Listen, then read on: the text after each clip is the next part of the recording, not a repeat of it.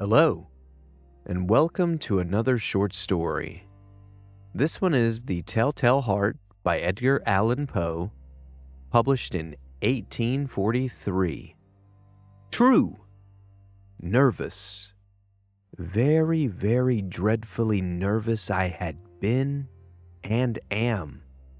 But why will you say that I am mad? The disease had sharpened my senses, not destroyed, not dulled them. Above all was the sense of hearing acute. I heard all things in the heaven and in the earth. I heard many things in hell. How then am I mad? Hearken and observe how healthily, how calmly I can tell you the whole story. It is impossible to say how first the idea entered my brain, but once conceived, it haunted me day and night. Object there was none. Passion there was none. I loved the old man. He had never wronged me. He had never given me insult. For his gold I had no desire. I think it was his eye. Yes, it was this. One of his eyes resembled that of a vulture, a pale blue eye with a film over it. Whenever it fell upon me, my blood ran cold, and so by degrees, very gradually, I made up my mind to take the life of the old man and thus rid myself of the eye forever. Now this is the point. You fancy me mad. Madmen know nothing, but you should have seen me. You should have seen how wisely I proceeded, with what caution, with what foresight, with what dissimulation I went to work. I was never kinder to the old man than during the whole week before I killed him. And every night, about midnight, I turned the latch of his door and opened it, oh so gently. And then, when I had made an opening sufficient for my head, I put in a dark lantern, all closed so that no light shone out. And then I thrust in my head. Oh, you would have laughed to see how cunningly I thrust it in. I moved it slowly, very, very slowly, so that I might not disturb the old man's sleep. It took me an hour to place my whole head within the opening so far that I could see him as he lay upon his bed. Would a mad man have been so wise as this? And then, when my head was well in the room, I undid the lantern cautiously. Oh, so cautiously, for the hinges creaked. I undid it just so much that a single thin ray fell upon the vulture eye. And this I did for 7 long nights. Every night just at midnight. But I found the eye always closed. And so it was impossible to do the work. For it was not the old man who vexed me, but his evil eye. And every morning, when the day broke, I went boldly into the chamber and spoke courageously to him, calling him by name in a hearty tone, and inquiring how he had passed the night. So you see, he would have been a very profound old man, indeed, to suspect that every night just at 12, I looked in upon him while he slept. Upon the 8th night, I was more than usually cautious in opening the door. A watch's minute hand moves more quickly than did mine. Never before that night had I felt the extent of my own powers, of my sagacity. I could scarcely contain my feelings of triumph. To think that there I was, opening the door, little by little, and he had not even to dream of my secret deeds or thoughts. I fairly chuckled at the idea, and perhaps he heard me, for he moved on the bed suddenly, as if startled. Now you may think that I drew back, but no. His room was as black as pitch with the thick darkness. and so I knew that he could not see the opening of the door, and I kept pushing it on steadily. I had my thumb in, and as I was about to open the lantern, when my thumb slipped upon the tin fastening, and the old man sprang up in the bed, crying out, "Who's there?" I kept quiet, still, and said nothing. For a whole hour I did not move a muscle, and in the meantime I did not hear him lie down. He was still sitting up in the bed, listening, just as I have done, night after night, hearkening to the death watches in the wall. Presently I heard a slight groan, and I knew it was the groan of mortal terror. It was not the groan of pain or of grief. Oh no! It was the low, stifled sound that arises from the bottom of the soul when overcharged with awe. I knew the sound well.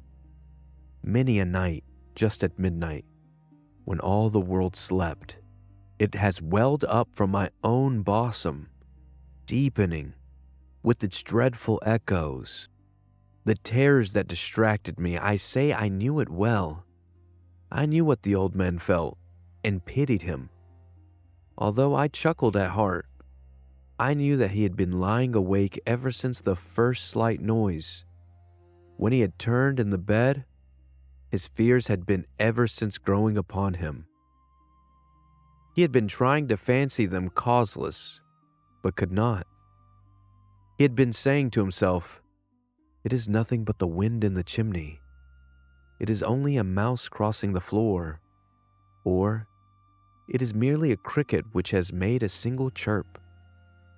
Yes, he had been trying to comfort himself with these suppositions, but he had found all in vain. All in vain, because death, in approaching him, had stalked with his black shadow before him and enveloped the victim.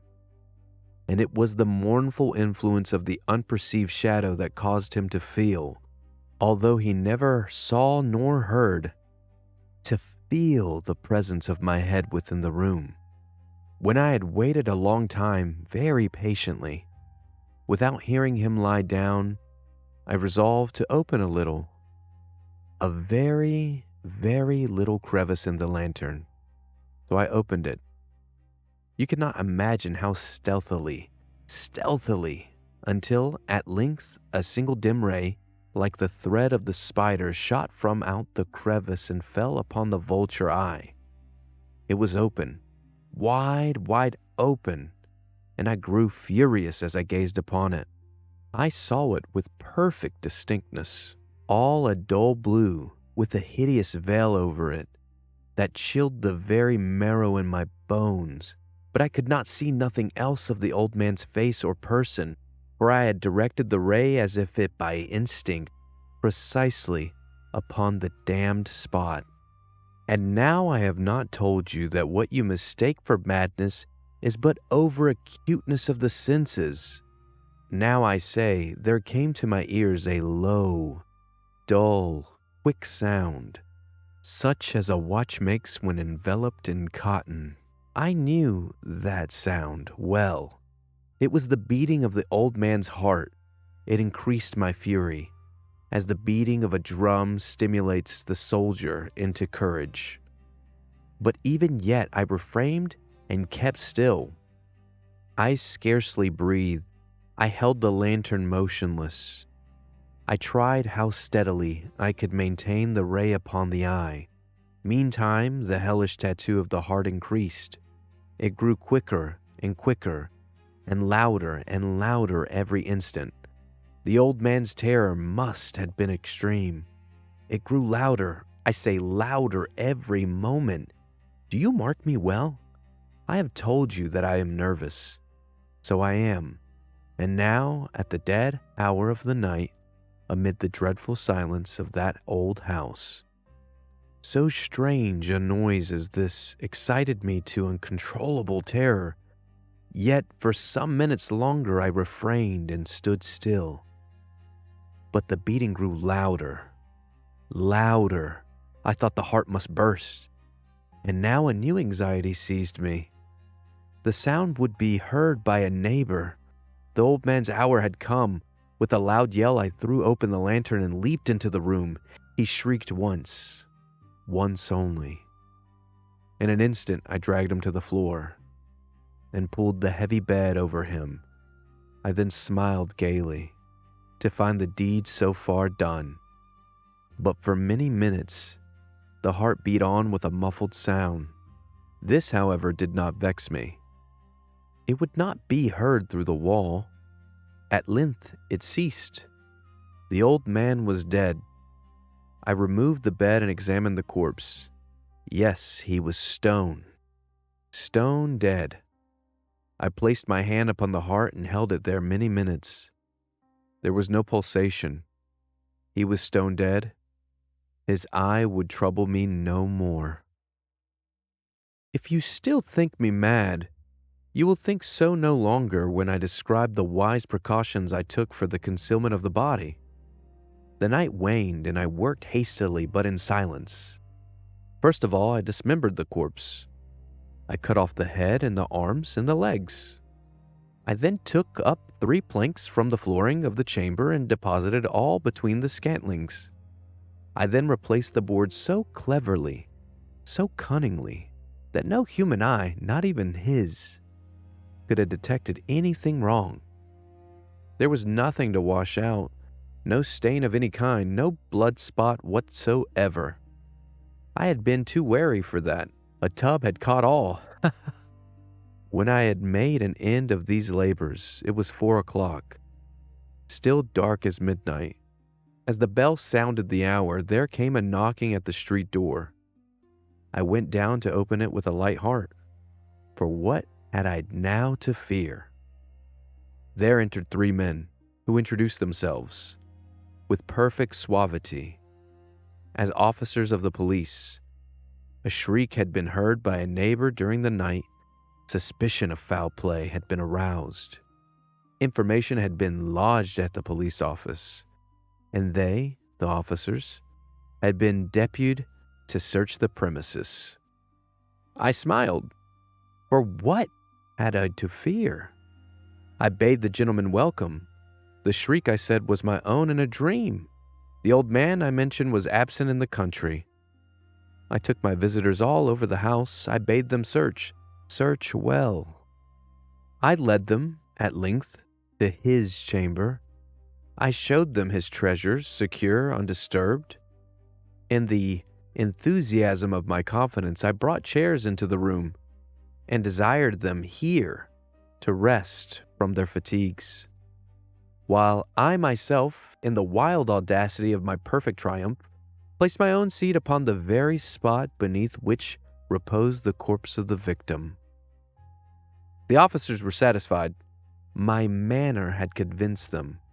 I was singularly at ease. They sat, and while I answered cheerily, they chatted of familiar things. But ere long, I felt myself getting pale and wished them gone. My head ached and I fancied a ringing in my ears, but still they sat and still chatted. The ringing became more distinct. It continued and became more distinct. I talked more freely to get rid of the feeling, but it continued and gained definitiveness, until at length I found that the noise was not within my ears. No doubt I now grew very pale, but I had talked more fluently, and with a heightened voice, yet the sound increased. And what could I do? It was a low, dull, quick sound, much such a sound as a watch makes when enveloped in cotton. I gasped for breath, and yet the officers heard it not. I talked more quickly, more vehemently, but the noise steadily increased. I arose and argued about trifles, in high key with violent gesticulations. But the noise steadily increased. Why would they not be gone? I paced the floor, to and fro with heavy strides, as if excited to fury by the observations of the men. But the noise steadily increased. Oh God, what could I do? I foamed. I raved, I swore. I swung the chair upon which I had been sitting and grated it upon the boards, but the noise arose over all and continually increased. It grew louder, louder, louder, and still the men chatted pleasantly and smiled. Was it possible they heard not? Almighty God! No, they heard. They suspected, they knew. They were making a mockery of my horror. This I thought, and this I think. But anything was better than this agony. Anything was more tolerable than this derision. I could bear those hypocritical smiles no longer. I felt that I must scream or die, and now again, hark! Louder, louder, louder, louder. Villains! I shrieked. Dissemble no more. I admit the deed. Tear up the planks. Here. Here. It is the beating of this hideous heart.